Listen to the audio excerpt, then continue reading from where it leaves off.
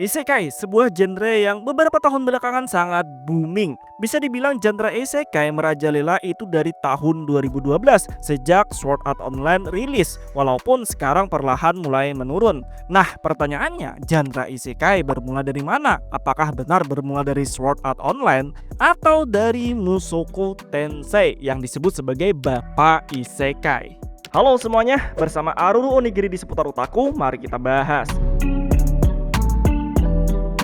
Isekai adalah subgenre dari genre fantasi, cerita dengan konsep perpindahan ke dunia lain, entah dengan cara transfer atau reinkarnasi. Cerita dengan konsep dunia lain atau isekai sebenarnya bukanlah hal baru. Konsep ini bahkan sudah ada sebelum tahun 2000.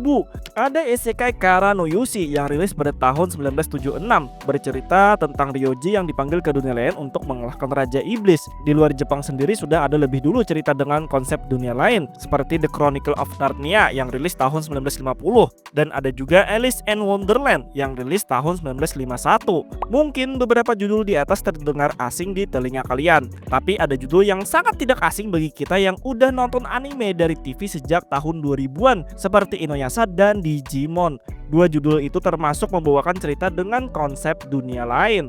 Namun, semua judul di atas, walaupun membawa konsep dunia lain, tidak sedikit pun memunculkan pucuk dari genre baru, yaitu isekai. Semuanya masih termasuk ke genre fantasi. Hal ini disebabkan karena ceritanya yang masih bergulat dalam formula dari genre fantasi itu sendiri. Tidak ada pengetahuan dari dunia lama protagonis yang dipakai. Protagonis ada untuk menyelamatkan dunianya, atau motivasi protagonis yang memiliki dampak pada seluruh dunia.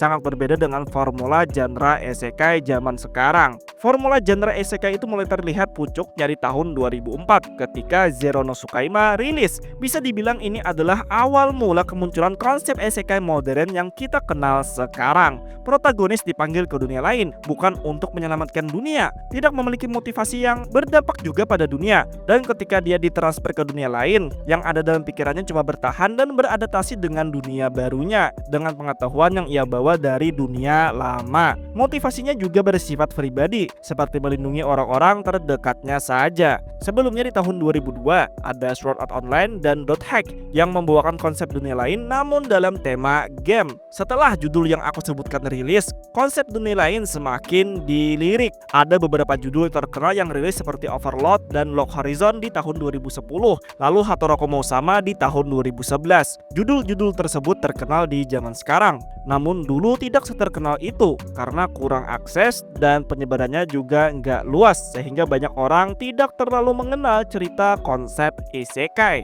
Lalu di tahun 2012 semua halangan tersebut telah menghilang dengan rilisnya anime Sword Art Online. Anime ini yang menjadi pemicu dan pembuka jalan untuk cerita isekai. Walaupun status Sword Art Online sebagai cerita bergenre isekai masih diperdebatkan, kita lupakan aja perdebatan itu. Sword Art Online bisa meledak karena membawakan konsep cerita yang fresh dan disukai masyarakat dunia pada masa itu, dengan membawakan cerita seorang gamer akut penyendiri terjebak dalam game, menjadi protagonis yang sangat kuat dan dikelilingi oleh cewek-cewek. Konsep cerita inilah yang menjadikan Sword Art Online itu disukai. Bukan cuma itu, akses terhadap anime ini juga lebih mudah sehingga penyebarannya sangat masif. Ditambah dengan eksekusi animenya memang bagus pada zaman itu dari segi animasi dan scoring musiknya, sehingga animenya banyak disukai orang. Kalian mungkin yang melewati masa-masa itu pasti pernah melihat banyaknya orang mengganti foto profil mereka dengan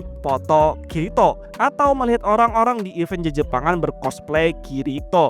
Itulah dampak dari SAO, memang seluas dan semasif itu. Setelah pecahnya anime SAO, orang-orang yang tertarik dengan konsep dunia lain semakin banyak, dan mereka ini akhirnya mencarilah judul-judul lain dengan cerita konsep dunia lain selain Sword Art Online. Analoginya itu seperti Roger yang berteriak carilah One Piece, tapi di sini Kirito bilang carilah isekai terpendam lainnya. Itulah kenapa Sword Art Online aku sebut sebagai pembuka jalan untuk genre isekai zaman sekarang. Di saat bersamaan juga di tahun itu rilis 3 judul yang akhirnya mematangkan konsep dunia lain sebagai sebuah genre. 3 judul itu Re:Zero, Konosuba, dan Mushoku Tensei. Judul-judul tersebut secara mengejutkan sangat disukai banyak orang dan fansnya bertumbuh dengan cepat dan besar. Setelah melewati bertahun-tahun, di 2012 inilah isekai benar-benar menjadi sebuah subgenre dari fantasi. Isekai akhirnya bisa memiliki formula sendiri yang membedakannya dengan formula fantasi. Formula isekai sering membawakan cerita perubahan dari dirinya yang dulu dengan dirinya yang sekarang di isekai. Konflik yang sering berkutat pada diri sendiri untuk memperbaiki diri, menghadapi masa lalunya, dan membawa pengetahuan yang ia miliki dari dunia lamanya untuk digunakan beradaptasi di dunia baru. Biasanya genre isekai membawakan cerita seorang hikikomori yang ditransfer atau direinkarnasikan ke dunia lain sehingga bisa mendapatkan kesempatan kedua.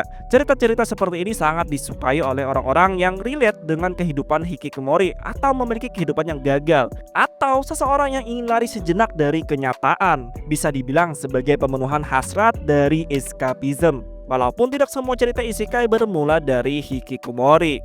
Karena genre isekai sudah matang dan peminatnya juga banyak, akhirnya setelah 2012 terjadilah ledakan wave novel, light novel, dan anime bergenre isekai yang dirilis. Beberapa anime yang terkenal seperti Hataraku Sama, Log Horizon, dan No Game No Life. Setelah rilisnya Re:Zero, Mokuten, dan Konosuba, lalu pengaruh dari anime Sword Art Online membuat banyak judul-judul web novel genre isekai yang rilis, terutama di website Sosetsuka Ninaro. Kebanyakan cerita isekai muncul dari sini, termasuk Re:Zero, Konosuba, dan Mushoku Tensei, juga awalnya dari Sosetsuka Ninaro.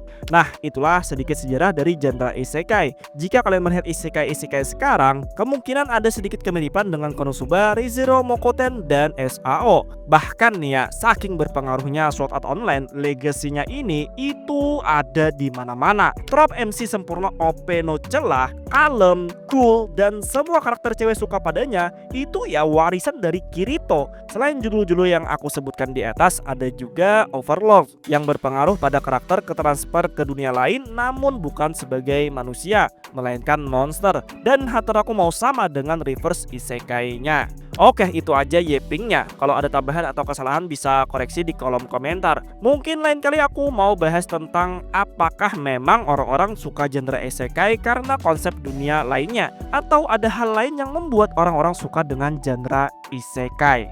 Jika kalian suka konten-konten seperti ini, jangan lupa like dan subscribe channel seputar otaku. Biar tidak ketinggalan update, kalian bisa ikuti media sosial seputar otaku di @seputarotaku atau kunjungi website seputarotaku.com. Terima kasih yang sudah menonton. Akhir kata, see you next time and goodbye.